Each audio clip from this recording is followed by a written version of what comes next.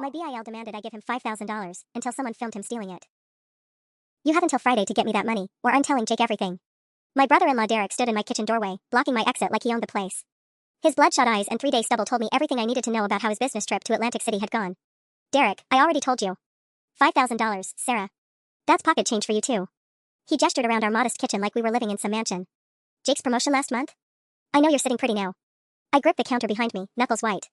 We're not giving you $5,000. We've already helped you out 3 times this year. Helped me out? Derek's laugh was sharp and bitter. Is that what you call it? Because last I checked, family doesn't keep score. That was rich, coming from the same man who'd borrowed $800 in March for car repairs and then posted Instagram stories from a casino buffet the same weekend. The man who'd guilt Jake into covering his rent in June because he was between jobs, only for us to find out he'd quit to pursue some cryptocurrency day trading scheme. Jake doesn't know about the other times, does he? Derek's voice dropped to a whisper, but somehow that made it more menacing. About the money you've been slipping me behind his back? How do you think he'd feel knowing his wife has been lying to him for months? My stomach dropped. He was right, and we both knew it. I'd covered for Derek's sob stories because I knew Jake would be furious if he knew how often his brother came sniffing around for handouts. Jake already worked 60-hour weeks at the engineering firm. The last thing he needed was the stress of knowing his older brother was a complete financial disaster. That's different and you know it, I said, but my voice sounded weak even to my ears. Is it? Derek stepped closer, and I caught a whiff of stale cigarettes and desperation. Because I remember you making me promise not to tell Jake about the March thing. And the June thing. You're the one who wanted to keep secrets, Sarah. I was just being a good brother-in-law. The manipulation was so blatant it made me nauseous. This wasn't the same Derek who used to bring Jake and me pizza when we were newlyweds scraping by in our studio apartment. That Derek had been broke but proud, working 2 jobs and still managing to smile. This Derek had cold calculation in his eyes and a way of twisting every conversation until somehow you were the bad guy. What makes you think we even have $5,000 lying around? Please. He rolled his eyes. Jake got that promotion, you're working full-time at the clinic now. And even if you don't have it in checking, I know you've got that money market account your grandma left you. The one you think Jake doesn't know about. I felt the blood drain from my face. How did he know about that? Jake didn't even know about my grandmother's account. I'd been saving it for a down payment on a house, something to surprise him with when we were ready to take that step. Derek saw my expression and smiled for the first time since he'd arrived. Friday, Sarah. 5,000. Or Jake learns what kind of wife he really married. The front door slammed behind Derek, rattling the picture frames in our hallway. I stood frozen in the kitchen for what felt like hours, my hands still gripping the counter so hard my fingers had gone numb. How the hell did he know about Grandma's account? I pulled out my phone with shaking hands and logged into my banking app. The account was still there, $23,847.33, exactly what it had been last week when I checked it. No unauthorized access, no suspicious activity. But Derek had known about it with the kind of confidence that came from having actual information, not just guessing. My mind raced through possibilities. Had Jake found old statements? No, everything was paperless and sent to my personal email. Had I mentioned it to someone who told Derek? I'd been so careful, too careful maybe. The only person who even knew Grandma had left me money was my sister Lisa, and she lived in Oregon. We barely talked to Derek. Unless. I thought about Jake's laptop sitting open on our dining table most evenings, how Derek had been over for dinner just last Sunday. How he'd asked to use our bathroom and taken forever, claiming his stomach was acting up. Our house wasn't that big, he would have walked right past Jake's computer. The realization hit me like ice water. Derek had been snooping through our files. Jake sometimes saved important documents to his desktop, and if he'd found my account information in a folder somewhere. My phone buzzed with a text from Jake, working late again tonight. Don't wait up. Love you. Perfect timing. I needed to think, and I couldn't do that with Jake asking why I looked like I'd seen a ghost. I poured myself a glass of wine and tried to make sense of Derek's ultimatum. $5,000 by Friday, that was only 3 days away. The money itself wasn't even the worst part. I had it, technically. What killed me was the thought of rewarding Derek's behavior, of proving that his manipulation tactics worked. But what choice did I have? If Derek told Jake about the other times I'd helped him out, it wouldn't just be about the money. Jake would want to know why I'd lied, why I'd felt the need to handle his brother behind his back like he was a child who couldn't handle the truth. Because that's exactly what I'd been doing, wasn't it? Protecting Jake from his own family's dysfunction like he was too fragile to deal with it himself. The worst part was that Derek had read the situation perfectly. Jake idolized his older brother, always had. Their dad had walked out when Jake was 12, leaving Derek to step up as the man of the house at 17. Jake still saw Derek through that lens, the brother who'd taught him to drive, who'd worked construction after high school to help their mom pay bills, who'd been there when Jake needed him most. Jake had no idea that the Derek from his memories had been replaced by this version, manipulative, entitled, and apparently willing to destroy his brother's marriage to cover his gambling debts. I took a long sip of wine and stared at my phone. 3 days to come up with $5,000, or watch my marriage implode when Derek painted me as a lying, secretive wife who'd been undermining Jake's relationship with his family. My phone buzzed again. This time it was Derek. By the way, I'm coming to Jake's birthday dinner Saturday. Wouldn't want to miss the celebration. Hope you'll have good news to share by then. Winking face. The emoji made my skin crawl. He was enjoying this. That's when I realized something important. Derek wasn't just desperate. He was confident. Too confident. Which meant he'd probably done this before, to other people, and it had worked. But maybe it was time for his luck to run out. I couldn't sleep that night. Every time I closed my eyes, I saw Derek's smug face and that goddamn emoji. By 3 a.m., I was sitting at Jake's laptop in our dining room, staring at the desktop folder labeled Financial Stuff 2024. There it was, buried in a subfolder, a PDF of my grandmother's account statement that I'd sent Jake months ago when we were organizing our tax documents. I'd completely forgotten about it. Derek would have found it easily if he'd been looking through our files. But as I scrolled through the folder, something else caught my attention. Jake had been more organized than I'd realized. There were bank statements, investment summaries, even a spreadsheet tracking our monthly expenses. And there, in a folder dated just 2 weeks ago, was something that made my blood run cold. A loan application. Jake had applied for a personal loan for $15,000. My hands trembled as I opened the document. The application was complete but not submitted, like he'd filled it out and then changed his mind. Under purpose of loan, he'd written, family assistance/emergency support. The timestamp showed he'd created it last Tuesday. The same day Derek had called him, crying about some medical emergency that turned out to be a lie when I saw him perfectly healthy at Mulligan's Bar on Wednesday night. Jake hadn't mentioned any loan application to me. Which meant my husband was also keeping financial secrets, apparently to help his disaster of a brother. I heard Jake's key in the front door and quickly closed the laptop. He shuffled into the kitchen at 3:47 a.m., looking exhausted and defeated. "You're up late," he said, kissing the top of my head. "Couldn't sleep?" "Work stuff," I lied, then immediately hated myself for it. "Long day tomorrow." Jake nodded and opened the fridge, staring at its contents like they held the answers to life's problems. "Sarah, can I ask you something?" My heart stopped. Of course. If someone you loved was in real trouble, like, serious trouble, how far would you go to help them? The question hung in the air between us. I could see the exhaustion in Jake's shoulders, the way he was gripping the refrigerator door handle like it was anchoring him. "Depends on the person," I said carefully. "And whether they were actually trying to help themselves." Jake was quiet for a long moment.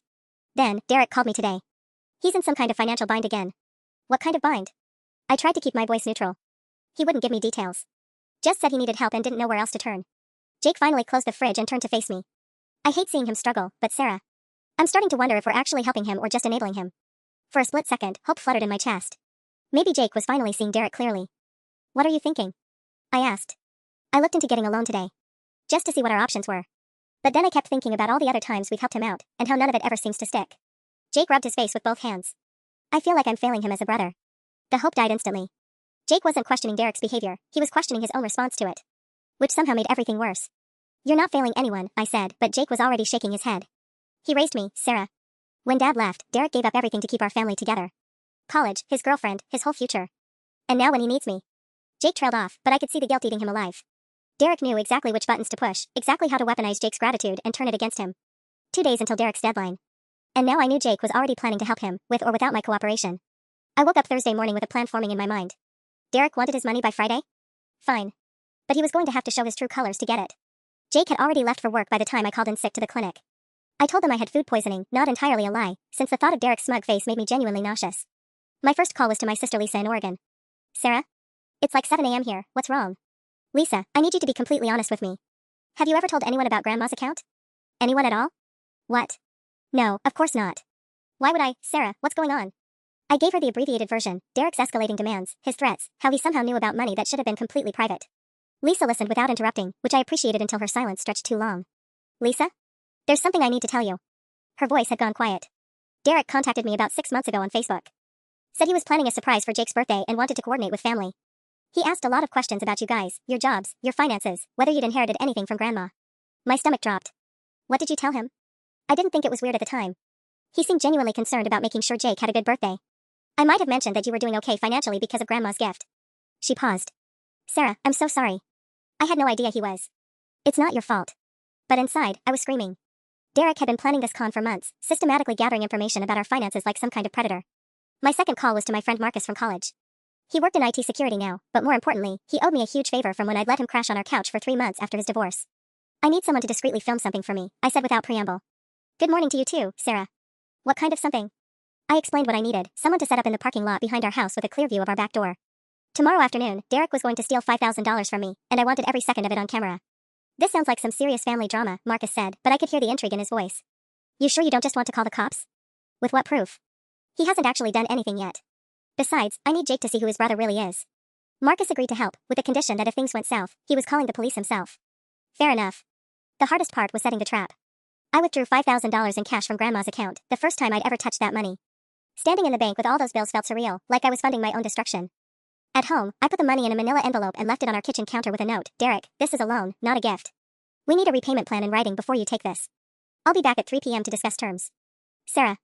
Then I drove to the mall and waited, checking my phone obsessively. Marcus texted me at 2:47 p.m., subject just entered through your back door. Using a key. Of course Derek had a key. Jake had probably given it to him months ago for emergencies. At 2:52 p.m., money and note are gone. He was in and out in under 3 minutes. Got it all on video. I sat in my car in the mall parking lot, hands shaking with rage and vindication. Derek hadn't even hesitated. He'd gone straight for the money without leaving any note of his own, without waiting to discuss repayment terms, without showing even the slightest intention of treating this as a legitimate loan. He'd just stolen $5,000 from his brother's wife and probably thought he was clever for it. My phone buzzed with a text from Derek. Thanks for being reasonable. Jake's lucky to have such a smart wife. The audacity was breathtaking. I drove home with Derek's text message burned into my retinas. Thanks for being reasonable. Like I'd willingly handed over $5,000 instead of watching him steal it from my kitchen counter. Marcus was waiting in his car when I pulled into our driveway. He looked grim as he walked over, phone in hand. You need to see this, he said, holding up his screen. I got everything, but Sarah, there's more. The video was crystal clear. Derek entering through our back door at 2:43 p.m., moving through our house like he owned it. He grabbed the envelope without even reading my note completely. I could see him scan the first line and immediately crumple the paper into his pocket. But then Marcus swiped to a second video. He went back in. What do you mean he went back in? Watch. This clip showed Derek returning to our house just 10 minutes after he'd left with the money. This time, he wasn't just grabbing and running. He went straight to Jake's laptop. Can you see what he's doing? I asked, squinting at the screen. That's the thing. Marcus's voice was tight. I moved closer to the window for this part. Look. He'd zoomed in somehow, and I could clearly see Derek at our dining table, Jake's laptop open in front of him. But he wasn't browsing randomly like someone killing time. His fingers were flying across the keyboard with purpose. He's deleting files, Marcus said. Look at his screen. My blood turned to ice. Derek was in our financial folder, the same one where I'd found Jake's loan application. I watched him systematically delete bank statements, tax documents, anything that might show our actual financial situation. Why would he? Then it hit me. He's covering his tracks. What do you mean? Jake doesn't know Derek's been asking me for money behind his back. If Jake ever gets suspicious and starts looking through our financial records, Derek wants to make sure there's no evidence of the previous loans. I felt sick. He's been planning this whole thing from the beginning. Marcus whistled low. This guy's not just desperate, Sarah. He's calculating. The front door of our house opened, and Jake's car wasn't even in the driveway yet. Derek emerged, locked the door behind him like nothing had happened, and walked to his beat-up Honda with the casual air of someone who'd just stopped by to borrow a cup of sugar. How long was he in there the second time? I asked. Marcus checked his phone. 18 minutes. Long enough to delete a lot of files and probably snoop through anything else he wanted to see. My hands were shaking again, but this time it wasn't just rage. It was the realization that Derek had been violating our privacy for months, maybe longer. How many times had he been in our house when we weren't home? How much did he know about our lives, our finances, our marriage? Jake's truck turned the corner, and I felt a stab of panic. I need those videos sent to my email immediately. Already done. Marcus was heading back to his car. Sarah, be careful with this. That guy's not just a gambling addict looking for quick cash. He's methodical. That makes him dangerous. Jake parked and waved at Marcus, probably assuming he just stopped by for a normal visit. I watched my husband's face light up as he walked toward me, completely oblivious to the fact that his brother had just robbed us and then violated our home even further. Hey babe, what's Marcus doing here? Jake asked, kissing my cheek. You feeling better? You looked pretty rough this morning. Much better, I lied. Marcus just had a work question. Jake nodded and headed for the front door, keys jingling. In a few seconds, he'd be inside our house, sitting at the laptop where Derek had just deleted evidence of his own theft, probably checking emails completely unaware that our entire financial filing system had been compromised. Tomorrow was Friday. Derek thought he'd won. He had no idea the game had just begun. That evening, Jake seemed lighter than he had in weeks. He humped while making dinner, actually smiled when he told me about his day, and didn't check his phone obsessively like he'd been doing lately. I knew why. Derek had probably texted him some bullshit story about how he'd figured things out and didn't need help anymore. Jake thought his brother's latest crisis was resolved, that the guilt weighing on him for days had been lifted. If only he knew the truth. I waited until Jake was in the shower to check my email. Marcus had sent 3 video files with timestamps, plus a detailed written account of everything he'd witnessed. I forwarded everything to a secure cloud folder, then sent copies to my personal email account, the one Jake didn't have access to. My phone rang just as I was closing the laptop. Unknown number. Hello? Sarah? This is Carol, Derek's landlord. My stomach dropped. Derek's landlord had never called me before. I barely knew the woman existed. Hi, Carol. Is everything okay? Well, that depends. Derek gave me your number as an emergency contact last month, and I'm afraid I've got some bad news. She sounded tired, like she'd been dealing with Derek's chaos for a while. He's being evicted. The sheriff's department will be here Monday morning to remove his belongings. Evicted? But he just paid rent. I trailed off, remembering that Derek had claimed he needed $800 for rent in June. Had that been a lie too? Honey, Derek hasn't paid rent since April. He's been giving me excuse after excuse, promising payment plans that never happen. I've been more patient than I should have been, but I can't carry him anymore. April. Derek had been lying about his housing situation for 4 months, which meant every emergency since then had been covering the same massive hole he'd been digging deeper. Carol, can I ask why you're calling me instead of Jake? Derek's brother? He specifically said to call you if there were problems. Said you handled the family finances and Jake was too busy with work to deal with household stuff. Carol's voice sharpened slightly. Derek made it sound like you were already aware of his situation. The manipulation ran even deeper than I thought. Derek had been positioning me as his financial point of contact for months, probably setting up this exact scenario. When his landlord called about eviction, it would look like I'd been secretly managing Derek's affairs behind Jake's back. Carol, I need you to know that I wasn't aware of any of this. Derek hasn't been honest with his family about his situation. Oh. Long pause. Well, that explains some things. He kept saying his sister-in-law was handling his rent payments temporarily while he got back on his feet. I thought it was odd that the payments never came, but he was so confident. Another lie, another manipulation designed to buy Derek time while he figured out his next con. How many people had he fed similar stories to? How many landlords, creditors, and family members were out there thinking someone else was handling Derek's responsibilities? Carol, when exactly did Derek give you my number? Let me check, here it is. July 15th. 3 weeks ago. Right around the time Derek had started escalating his requests for money, becoming more aggressive and desperate. He'd been planning this endgame for weeks, systematically setting up scenarios where his problems would become my responsibility. After hanging up with Carol, I sat in our bedroom staring at the wall. The shower was still running. Jake always took forever, one of his few predictable habits. I had maybe 5 minutes to process this new information before I had to pretend everything was normal. Derek owed 4 months of back rent, had just stolen $5,000 from us, and had been positioning me as his financial caretaker to multiple third parties without my knowledge. His eviction was scheduled for Monday, which meant he'd probably be asking Jake if he could crash on our couch temporarily within the next few days. The long game became crystal clear. Derek had never intended to pay anyone back. He'd been systematically burning bridges while positioning Jake and me as his backup plan. When his house of cards finally collapsed, he wanted to make sure his brother felt obligated to catch him. My phone buzzed with a text from Derek. Jake seems happier tonight. Glad we could work things out like adults. Family sticks together. Thumbs up. I deleted the message without responding, but screenshot it first. Evidence for the pile. Jake emerged from the bathroom in his pajamas, hair still damp, looking more relaxed than I'd seen him in months. You know what, he said, sitting on the edge of our bed. I was really worried about Derek this week, but I think he's going to be okay. He sounded different when we talked today. More. I don't know, hopeful? I managed to nod and make appropriate sounds, but inside I was screaming. Jake's relief was based on a complete lie, and in 3 days Derek would probably be back with a sob story about losing his apartment through no fault of his own. Sarah? You look pale again. Are you sure you're feeling better? Just tired, I said. It's been a long week. Jake kissed my forehead and turned off the light. Get some rest. Tomorrow's Friday, we can have a quiet weekend. As he settled into sleep beside me, I stared at the ceiling and planned Derek's downfall. Monday morning, when the sheriff showed up to evict him, Derek would probably call Jake in a panic. He'd paint it as a sudden, unexpected crisis that required immediate family intervention. But this time, I'd be ready for him. Saturday morning arrived with the kind of beautiful weather that made Derek's existence feel like a personal insult to the universe.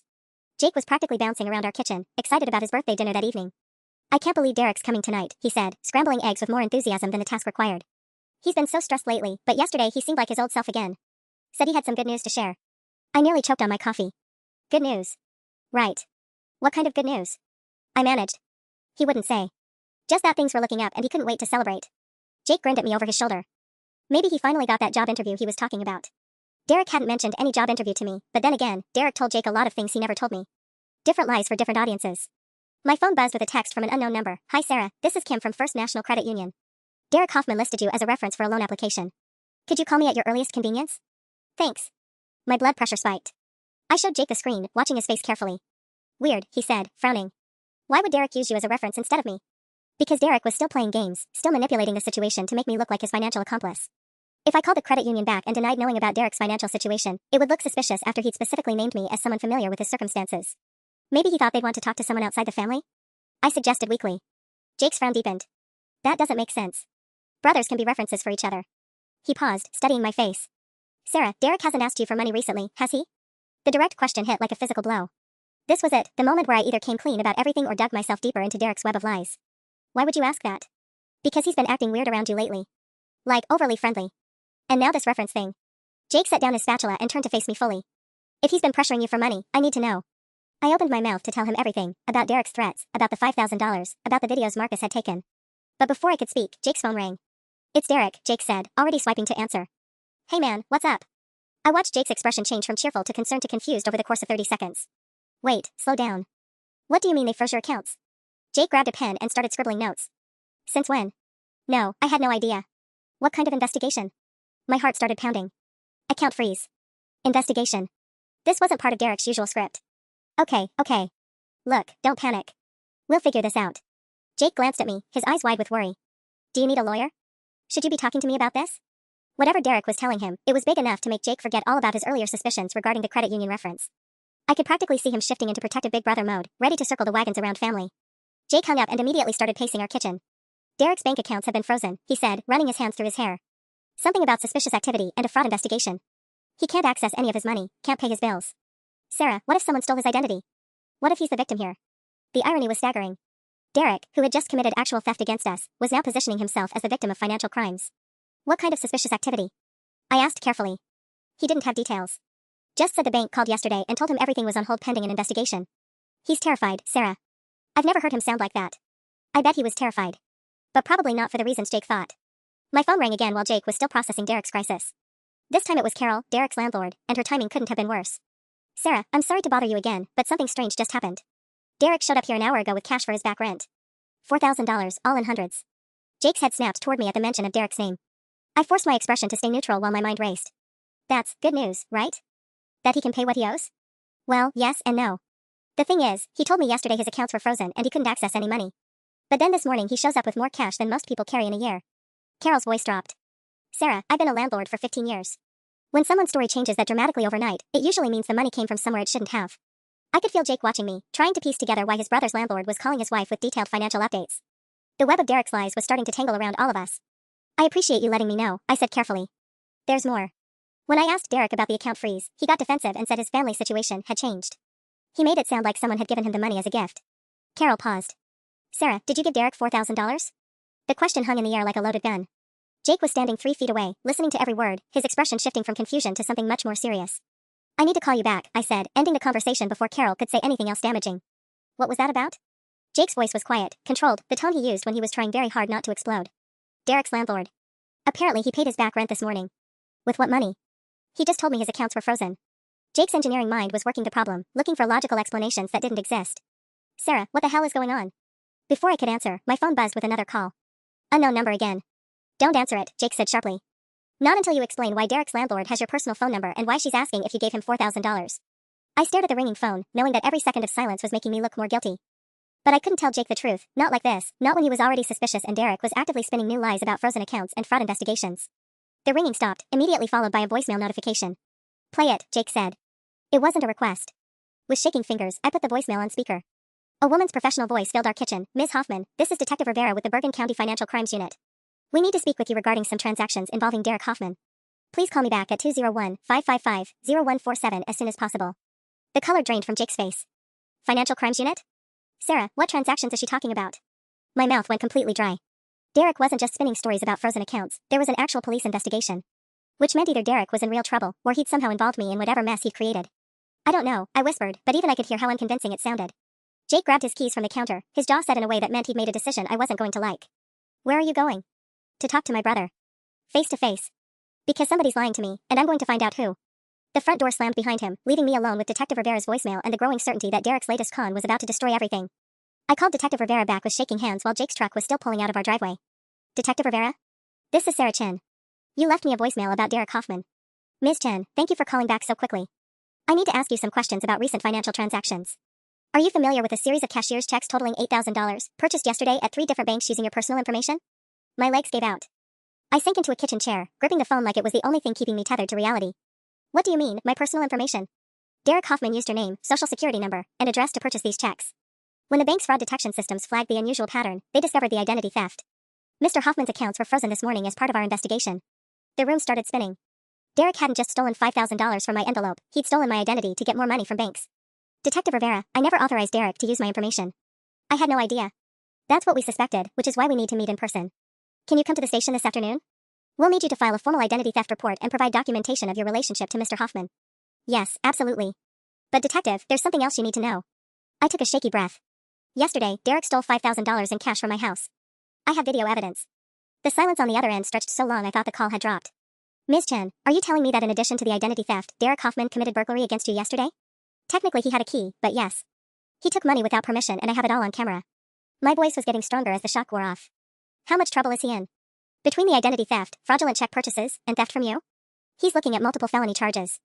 The banks are cooperating fully with our investigation. Detective Rivera's tone softened slightly.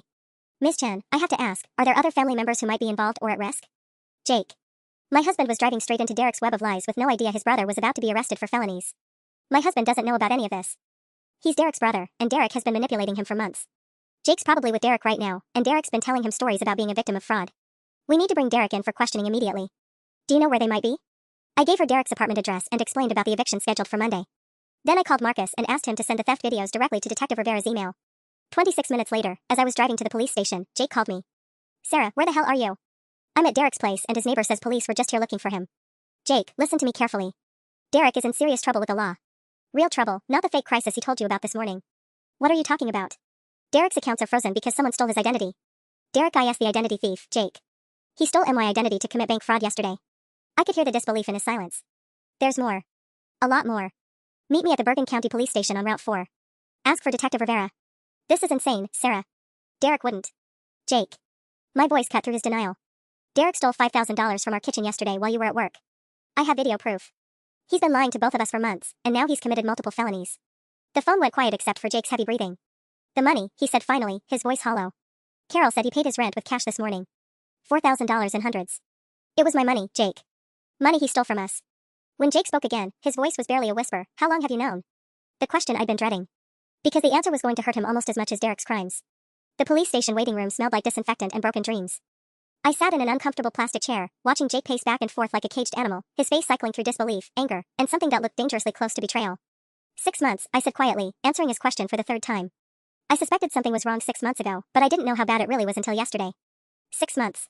Jake stopped pacing and stared at me. You've been lying to me for 6 months. I wasn't lying, I was. You were what, Sarah? Protecting me? His voice cracked on the last word. From my own brother?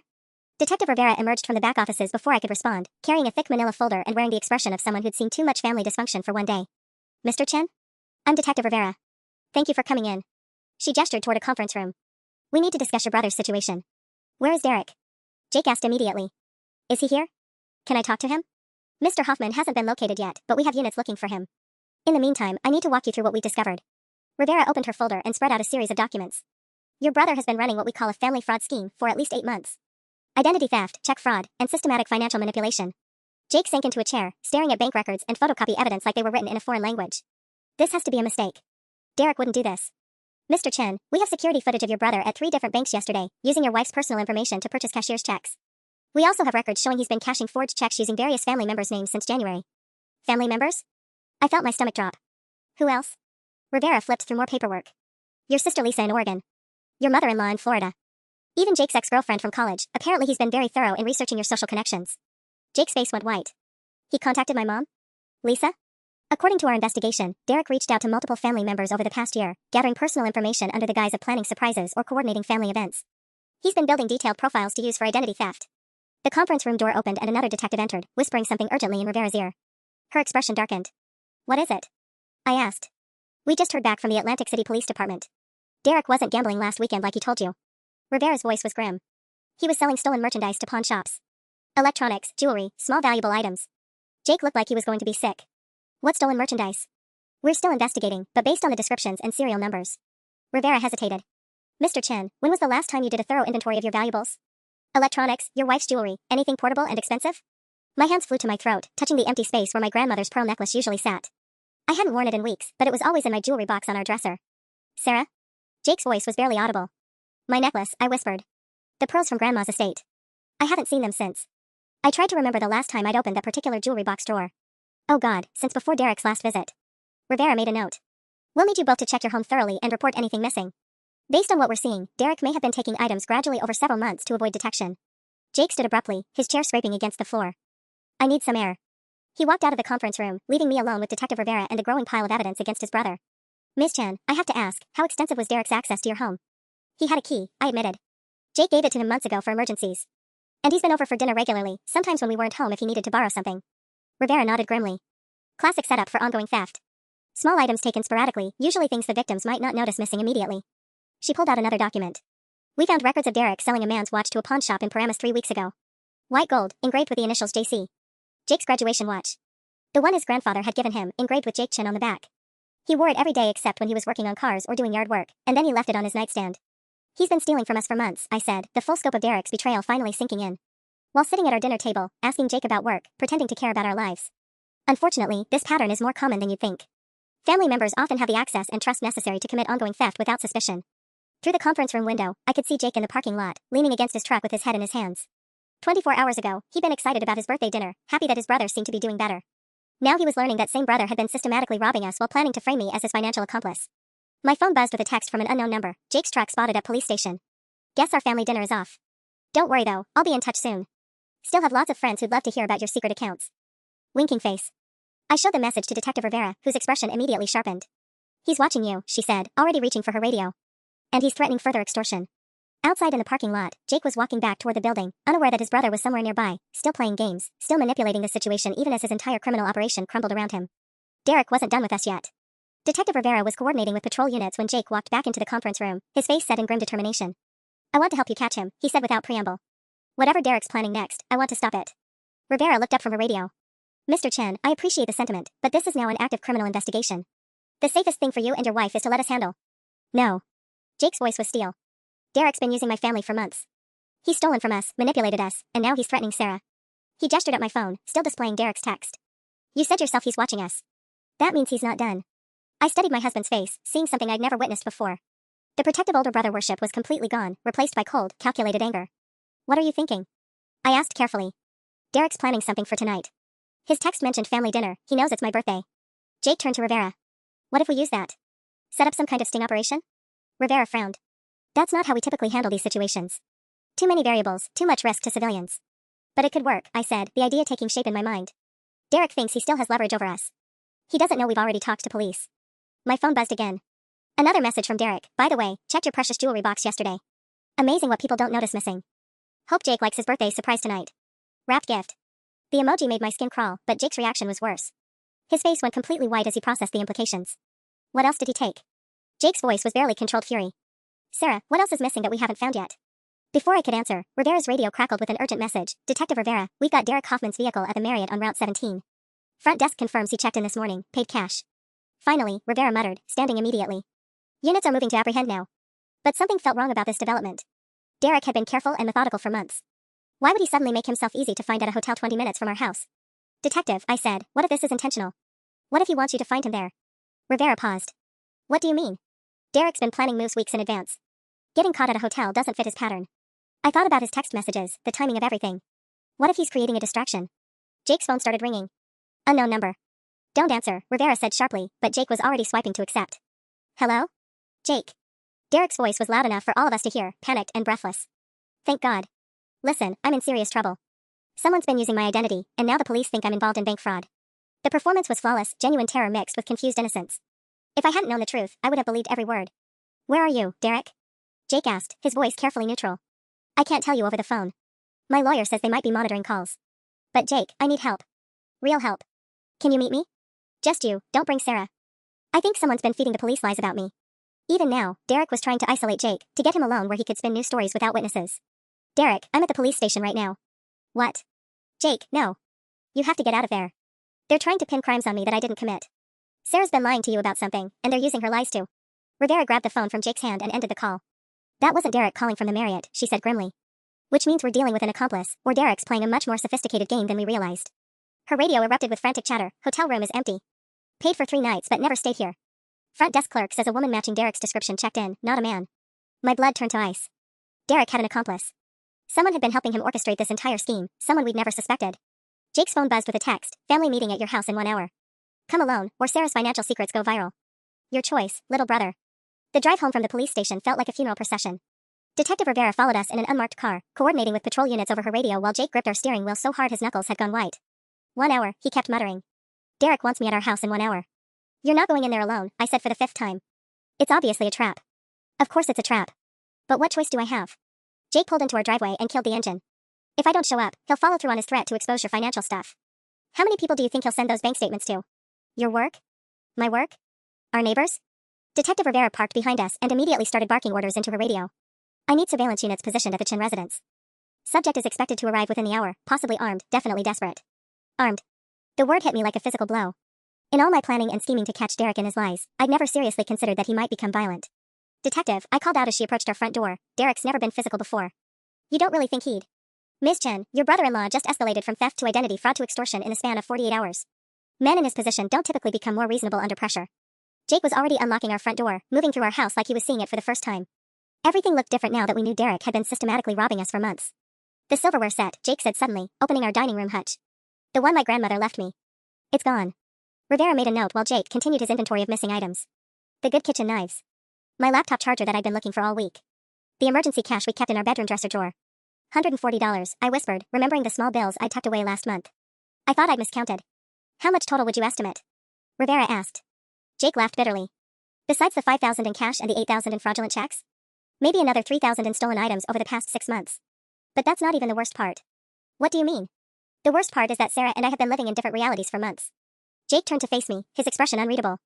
You knew he was stealing from us. Maybe not the full extent, but you knew he was bad news, and you didn't trust me enough to tell me. The accusation hung between us like a loaded weapon. Rivera cleared her throat awkwardly and stepped into our kitchen, giving us the illusion of privacy. Jake, I was trying to protect. Don't say you were protecting me. His voice was quiet but sharp as a blade. You were protecting Derek. Every time you gave him money behind my back, every time you covered for his lies, you were enabling him to do this to us. The words hit harder than I'd expected because they carried a grain of truth I didn't want to acknowledge. Had my attempts to shield Jake from his brother's problems actually made everything worse? You're right, I said finally. I should have told you everything from the beginning. Jake's anger seemed to deflate slightly at my admission. Why didn't you? Because I know how much you love him. I know what Derek meant to you growing up, and I couldn't stand the thought of being the person who destroyed that. I gestured around our violated home. But I was wrong. Derek destroyed it himself. My phone buzzed with another text. Hope you're both home. We have so much to talk about. See you in 15 minutes. Face blowing a kiss. Rivera immediately radioed the surveillance teams. Subject is 15 minutes out. All units maintain positions but do not engage until my signal. Jake checked his watch, 4:47 p.m. In 15 minutes, Derek would walk through our front door expecting to continue his manipulation campaign, unaware that we knew about the identity theft, the stolen merchandise, and his mysterious accomplice. What's the plan? Jake asked Rivera. You talk to him normally. Let him make his demands, let him think he's in control. We'll be listening to everything through the wire I'm about to put on you. Rivera was already unpacking surveillance equipment from her bag. Do not try to be a hero. Do not confront him about the crimes. Just let him hang himself with his own words. Jake nodded grimly and lifted his shirt so Rivera could attach the tiny microphone to his chest. What about Sarah? Your wife stays in the bedroom with the door locked until this is over. No. The word came out more forcefully than I'd intended. Derek's been manipulating both of us. If Jake's wearing a wire, I should be there too. Absolutely not. Too many variables, too much risk. Detective, Derek expects this to be a family meeting. If I'm not there, he'll get suspicious. I was making logical arguments, but the truth was simpler. After months of being Derek's victim, I wanted to watch his face when his empire of lies finally collapsed. Rivera looked between Jake and me, clearly weighing the tactical disadvantages against the psychological benefits of letting Derek's primary targets confront him together. Fine, she said finally. But you both follow my lead, and if I give the signal, you hit the floor immediately. At exactly 5:02 p.m., Derek's familiar knock echoed through our house. 3 short raps followed by 2 longer ones, a pattern he'd used since childhood, according to Jake. Jake looked at me one last time before opening the door. Ready? I nodded, though ready felt like an understatement for facing down the man who'd been systematically destroying our lives while sitting at our dinner table. Derek stood on our front porch wearing his most charming smile and carrying a small wrapped gift, looking for all the world like a beloved brother arriving for a birthday celebration rather than a career criminal coming to make extortion demands. Happy birthday, little brother, he said, embracing Jake warmly. I brought you something special. Derek stepped into our living room like he owned the place, his eyes scanning the room with what I now recognized as practiced calculation. He was cataloging, I realized, checking to see what else he might want to steal. You look tired, Jake, Derek said, settling into our couch without invitation. Sarah, you look. He paused, tilting his head. Nervous. Everything okay? The small wrapped gift sat on our coffee table between us like a live grenade. Derek followed my gaze and smiled wider. Aren't you going to open it, Jake? I picked it out special. Jake's hand trembled slightly as he reached for the package. Inside was a small velvet jewelry box, and when he opened it, I heard him inhale sharply. It was his graduation watch. The one Derek had stolen and pawned 3 weeks ago. Where did you find this? Jake's voice was carefully controlled, but I could see the vein pulsing in his temple. Funny story about that, Derek said, leaning back casually. Turns out it was never lost. Sarah had it the whole time. My blood turned to ice. What are you talking about? Come on, Sarah. We're all family here. Derek's smile never wavered, but his eyes went cold. You borrowed Jake's watch to get it appraised for insurance purposes, remember? Had to make sure you knew how much all his precious family heirlooms were worth. The lie was so smooth, so confident, that for a split second I almost doubted my own memory. Derek had somehow retrieved the watch from the pawn shop and was now spinning a story that made me the thief. That's not what happened, I said, but Derek was already talking over me. The insurance adjuster I connected you with, my buddy Marcus, he told me all about your little visit. How you brought in Jake's watch, your grandmother's pearl necklace, even that silver set from Jake's family. Derek turned to Jake with practiced concern. She never mentioned any of this to you? Jake's face went white. Marcus. Derek was claiming my friend Marcus was working with him, that the videos we'd taken were somehow part of an elaborate setup against Jake. You're lying, I whispered, but doubt was creeping in. How else would Derek know Marcus's name? Derek pulled out his phone and showed us a series of text messages. See for yourself. Marcus has been keeping me updated on Sarah's activities. The messages were real. I could see Marcus's contact information, timestamps from yesterday, detailed descriptions of Sarah taking money to various banks, Sarah acting suspicious and paranoid. Marcus would never, I started, but Derek was already scrolling to show more evidence. Your friend's been worried about you, Sarah. Especially after you asked him to help you catch Derek stealing yesterday. Derek's air quotes made the whole thing sound insane. He thought you were having some kind of breakdown. Jake was staring at me with growing confusion. Sarah, what is he talking about? What money at various banks? The $8,000 your wife withdrew yesterday using your personal information, Derek said gently, like he was delivering tragic news. Marcus has documentation of everything. Bank receipts, photos, even video of Sarah cashing fraudulent checks. The room started spinning. Derek had somehow flipped the entire narrative, making himself look like a concerned brother-in-law trying to help Jake understand his wife's criminal behavior. That's not what happened, I said desperately. Jake, you have to believe me. Derek stole my identity. Sarah. Derek's voice was patient but firm. I think you need professional help. This paranoia, these elaborate stories about me stealing from you. He turned to Jake. How long has she been acting strange? Has she mentioned any other conspiracy theories? Jake was looking between us like he didn't know what to believe anymore. Sarah, the police said Derek used her information to buy cashier's checks. How would he get your social security number unless I'd given it to him willingly? The implication hung in the air like poison gas. Derek nodded sadly. I was afraid this might happen. Sarah's been under a lot of stress lately, and sometimes people create elaborate fantasies to cope with guilt over their own actions. My phone buzzed with a message from Marcus's number. Sarah, I'm worried about you. Please get help. I have all the evidence saved if you need me to prove what really happened yesterday. Derek smiled sympathetically as I stared at the message. Family intervention time, Jake. Your wife needs help, and I'm here to make sure she gets it. The room felt like it was closing in around me as Derek's lies gained momentum. Jake's expression was shifting from confusion to something that looked dangerously like doubt, and I could practically see Derek's manipulative web wrapping tighter around both of us. Jake, I said, fighting to keep my voice steady, call Detective Rivera right now. She's waiting outside. Detective Rivera? Derek interrupted, his eyebrows shooting up in apparent shock. Sarah, you called the police? On your own husband's brother? He turned to Jake with wounded disbelief. She's trying to have me arrested to cover up her own crimes. That's enough. Jake's voice cut through Derek's performance like a knife. Both of you, just stop. Derek leaned forward, his expression shifting to concerned sincerity. Jake, I know this is hard to hear, but Sarah's been planning this for weeks. The fake videos, the planted evidence, even coaching Marcus on what to say. Derek. Jake's voice was deadly quiet. Shut up for 30 seconds. Something in Jake's tone must have registered because Derek's mouth snapped closed mid-sentence. Jake stood up and walked to our front window, pulling the curtain back slightly to peer outside. Sarah, Jake said without turning around, is Detective Rivera really out there? Yes. In the unmarked sedan across the street. Jake nodded slowly, then turned back to Derek with an expression I'd never seen before, cold, analytical, completely devoid of the brotherly affection that had defined their relationship for decades. Here's what I don't understand, Derek. If Sarah's been committing identity fraud, why would she voluntarily go to the police station today? Why would she invite law enforcement to investigate her own alleged crimes? Derek's confident smile flickered for just a moment. Obviously she's trying to get ahead of the story, control the narrative. And another thing, Jake continued, his voice getting stronger. You said Marcus documented Sarah at various banks yesterday. But Marcus was here, at our house, filming our backyard. I saw his car when I got home from work. Maybe you saw someone else's car. Derek. Jake's voice was still now. I've known Marcus since college. I know his car, his license plate, even the dent in his rear bumper from when he backed into our mailbox last year. Jake pulled out his phone. Should I call him right now? Ask him to clarify exactly what he was doing yesterday afternoon? Derek's face was starting to lose its composed mask. Jake, you're not thinking clearly. Sarah's obviously been manipulating. The watch, Jake said suddenly. You said Sarah borrowed my watch for insurance appraisal, right? That I should ask her about it? Yes, she. Derek, I never told Sarah about that watch being missing. Jake's voice was getting harder with each word. I only noticed it was gone this afternoon, at the police station, when Detective Rivera asked us to inventory stolen items. So how exactly did you know I was looking for it? The silence stretched for several heartbeats.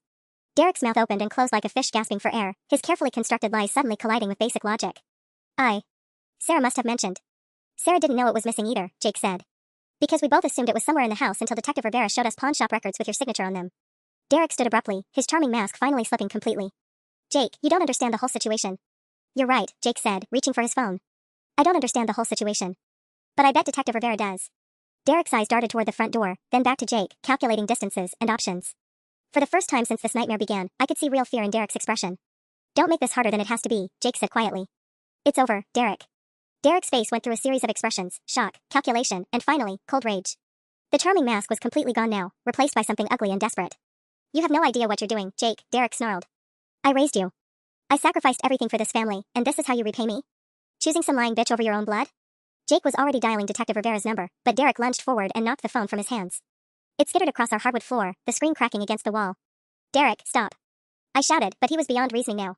8 years. Derek screamed at Jake. 8 years I worked construction to keep us afloat after Dad left. 8 years of my life gone so you could go to college and get your perfect little engineering job and your perfect little wife. He gestured wildly at our living room. And now you have everything, and I have nothing. Jake took a step back, his hands raised peacefully. Derek, we can figure this out. No, we can't. Derek's voice cracked. Because you'll never understand what it's like to watch your little brother get everything you gave up. The career, the house, the respect. While I'm living paycheck to paycheck, watching you post vacation photos on Facebook. The front door burst open and Detective Rivera entered with 2 uniformed officers, weapons drawn but pointed at the floor. Derek Hoffman, you need to step away from your brother and put your hands where we can see them. Derek spun around, wild-eyed and cornered. This is all Sarah's fault, he shouted at Rivera. She's been lying to you.